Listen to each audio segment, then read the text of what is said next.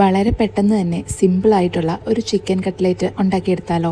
അതിനുവേണ്ടി ഒരു പാത്രം വെച്ചിട്ട് അതിലേക്ക് കുറച്ച് ഓയിൽ ഒഴിച്ചു കൊടുക്കണം. ഓയിൽ ചൂടാകുമ്പോഴത്തേക്കിന് 2 സവാള ചെറുതായിട്ട് അരിഞ്ഞത് ഇട്ട് കൊടുക്കാം. ഇനി സവാള ഒന്ന് വാടി കഴിയുമ്പോഴത്തേക്കിന് അതിനകത്തേക്ക് ഇഞ്ചി, വെളുത്തുള്ളി, പച്ചമുളക് ചെറുതായിട്ട് അരിഞ്ഞത് ഇട്ട് കൊടുക്കാം. ഇനി ഇത് നന്നായിട്ട് വഴറ്റി കഴിയുമ്പോഴത്തേക്കിന് ഇതിനകത്തേക്ക് മഞ്ഞൾപ്പൊടി, ഗരം മസാല, പെരിഞ്ജീരകം പൊടിച്ചത്, കുരുമുളക് പൊടിച്ചത്, കുറച്ച് ചിക്കൻ മസാലയും ആവശ്യത്തിന് ഉപ്പും കരിയാപ്പലയും കൂടി ഇട്ട് നന്നായിട്ട് ഇളക്കി പച്ചമണം മാറുമ്പോഴത്തേക്കിന് ഇത് ഓഫ് ചെയ്ത് വെക്കാം.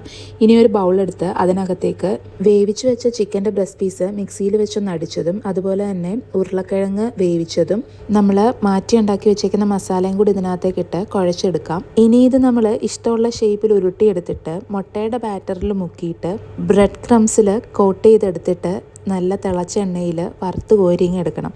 അപ്പോൾ നമ്മുടെ ചിക്കൻ കട്ട്ലേറ്റ് റെഡി ആയിട്ട് കിട്ടും. അപ്പോൾ എല്ലാവരും വീട്ടിൽ ഇങ്ങനെയൊന്ന് ട്രൈ ചെയ്ത് നോക്കണേ.